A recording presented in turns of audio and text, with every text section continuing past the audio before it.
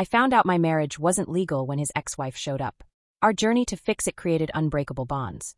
I, 29F, never expected my perfectly ordinary life to spiral into what I'm about to share. It's been 6 months since that Sunday afternoon when everything changed, and I'm still processing the events that followed. My husband and I were enjoying our weekly tradition of homemade pizza and board games, a small ritual we'd maintained since moving into our new house, when the doorbell rang at 3:47 p.m. I remember the time precisely because I'd just checked my phone, debating whether to start prepping dinner. Standing on our porch was a woman I'd never met in person, but whose face I knew from old photographs, my husband's ex-wife. She looked different from the smiling 20-something in those faded pictures. Now in her mid-30s, she carried herself with a kind of nervous energy that immediately set me on edge. "I need to speak with him," she said, clutching a manila envelope to her chest. "It's important." Before I could respond, she added, "I was never legally divorced from him." I stood there, processing those words, as my husband appeared behind me. The moment he saw her, he froze. 7 years had passed since their supposed divorce, and now here she was, standing on our doorstep with news that would shake our foundation. We invited her in. What else could we do? Our living room still showed signs of our interrupted game night. Half-empty pizza plates, scattered Monopoly pieces, 2 glasses of wine we'd barely touched. She perched awkwardly on the edge of our couch, that envelope still clutched tight. "I found these while clearing out Mom's house after the funeral," she began, finally opening the envelope. She kept everything, apparently, including these. She spread out a series of documents across our coffee table, carefully avoiding the pizza plates. What followed was a detailed explanation that made my stomach sink with each passing minute. Their divorce, which we thought was finalized 7 years ago, had never been properly filed. Their lawyer, who handled everything, had been disbarred for misconduct around the same time. He had taken their money, provided seemingly legitimate paperwork, but never completed the legal process. My husband sat there, scrolling through his phone with shaking hands, pulling up his copy of what we thought was a legitimate divorce decree. The ex-wife pointed out irregularities we'd never noticed, missing court stamps, incorrect filing numbers, discrepancies in dates. Details that seemed so glaringly obvious now, but had gone unnoticed for years. I felt the room spinning. If they were still legally married, what did that make me? What about our wedding last year? The house we'd just bought together? The joint accounts we'd opened? The life insurance policies we'd updated? Every legal document we'd signed as husband and wife suddenly felt like a house of cards ready to collapse. The ex-wife, I'll call her E for this story, wasn't hostile or demanding. She seemed genuinely distressed by the situation. She explained she only discovered this while preparing for her own wedding. Her fiancé's lawyer had done a routine background check and found the discrepancy. "I thought it was a mistake at first," she said, "but then I started digging." What followed was a nightmare of legal consultations and sleepless nights. Our first attorney's face said it all before he even opened his mouth.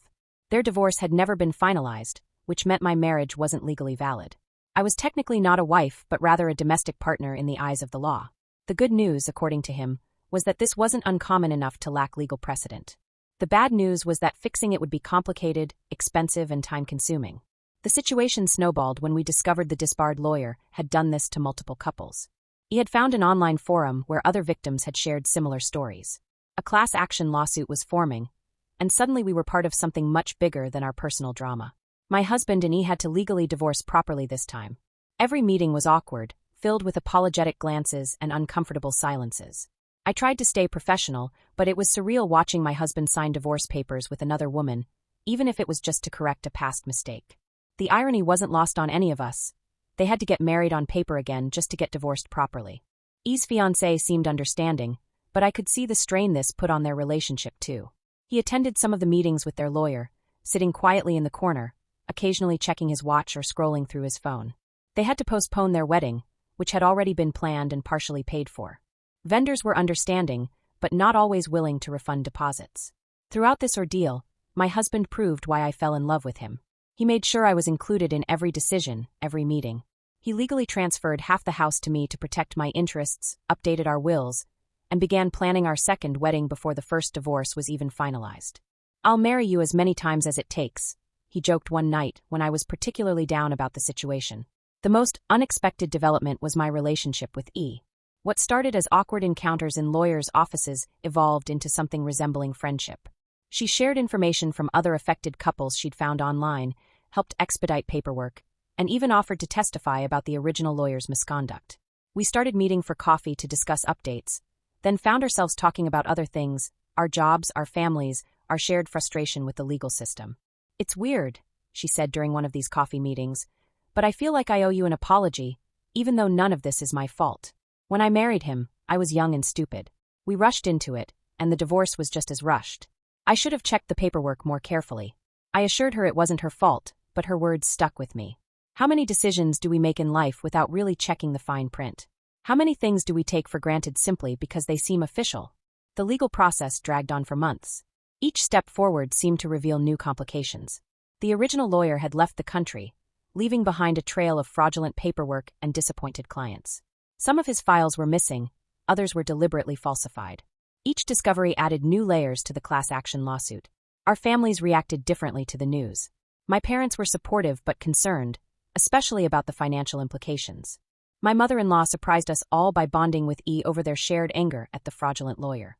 "I always liked you," she told E during one particularly tense family dinner, "but I like you more now that you're helping fix this mess." The stress took its toll in unexpected ways.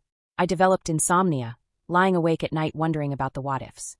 My husband threw himself into work, taking on extra projects as if trying to prove he could fix everything through sheer determination. E's fiancé started attending fewer meetings, sending increasingly terse emails about timeline updates. 3 months into the process, we hit another snag. The court backlog meant we couldn't get a hearing date for another 6 weeks. E's rescheduled wedding was approaching, and she was facing the possibility of having to postpone again. That's when my husband suggested something crazy. We would all fly to a different state where the court backlog was shorter. So there we were, 4 adults boarding a plane to Nevada, carrying folders of legal documents and a shared determination to end this circus. The hearing itself was anticlimactic, 30 minutes in front of a judge who had seen similar cases before. By that afternoon, my husband and E were legally divorced, and our marriage was on track for retroactive validation. E got married 2 weeks later. She invited us to the ceremony. We declined but sent a card and a nice bottle of wine. Some bridges are better left as bridges, not fully crossed but maintained for possible future use. The class action lawsuit is still ongoing. We've learned that over 50 couples were affected by this lawyer's negligence. Some discovered the truth during background checks for jobs. Others found out when trying to remarry. One couple only learned about it while settling their deceased spouse's estate. Imagine dealing with that on top of grief. The financial impact has been significant. Legal fees, travel costs, document filing fees, it all adds up. The class action lawsuit might eventually provide some compensation, but we're not counting on it. The disbarred lawyer appears to have spent most of his ill-gotten gains, and, being out of the country, is beyond easy reach of the courts. Today, 6 months after that fateful Sunday, things are finally settling into a new normal. Our marriage has been legally validated retroactively, thanks to some skilled lawyers and understanding judges. We've updated all our legal documents again, and this time, we read every single word before signing. The experience has changed us, individually and as a couple. My husband is more cautious now, double-checking everything from restaurant bills to work contracts. I've become more interested in legal rights, and have even started volunteering at a legal aid clinic. E and her new husband are expecting their first child. She texted me the news last week, and I was surprised to find myself genuinely happy for her. This ordeal taught me that life's biggest problems sometimes come disguised as ordinary moments. A doorbell ring on a Sunday afternoon, a manila envelope, a casual background check. But it also taught me that solutions can come from unexpected places, and that sometimes the person you think is your enemy is actually your strongest ally. My husband and I joke that we've had 2 weddings and 0 divorces. Not a bad record for a couple that technically started their marriage with one spouse still legally married to someone else. We're planning a trip for our anniversary, something we've doubly earned, according to our friends. For anyone else who might find themselves in this situation, and based on what we learned during this process, it happens more often than you'd think. Here's my advice. Get a good lawyer, keep copies of everything, and remember that sometimes the best way through a crisis is to form unlikely alliances. Most importantly, remember that a marriage is more than just legal paperwork. While we were technically not legally married for a few months, we were still partners, still committed, still facing our problems together. In some ways, this crisis made our relationship stronger than any legal document ever could. Edit. Since many are asking, yes, we're pursuing legal action against the original lawyer, but it's complicated by international laws and his current location, believed to be somewhere in South America. The class action lawsuit is ongoing, but it's complicated by the statute of limitations and jurisdiction issues. Edit 2. To clarify, my husband did pay for the divorce and received what looked like legitimate paperwork. The lawyer was a real, licensed attorney at the time, just a fraudulent one who didn't actually file the documents properly. The papers had what appeared to be court stamps and filing numbers, but they were either forged or related to different cases. Edit 3. Thanks for all the support and awards. This community has been incredibly helpful throughout this ordeal. For those asking about the Legal Aid Clinic, yes, I specifically work with people dealing with family law issues now. This experience showed me how many people need help navigating the legal system. TLDR. Husband's ex-wife showed up revealing their divorce was never properly filed by a now-disbarred lawyer, making our marriage invalid.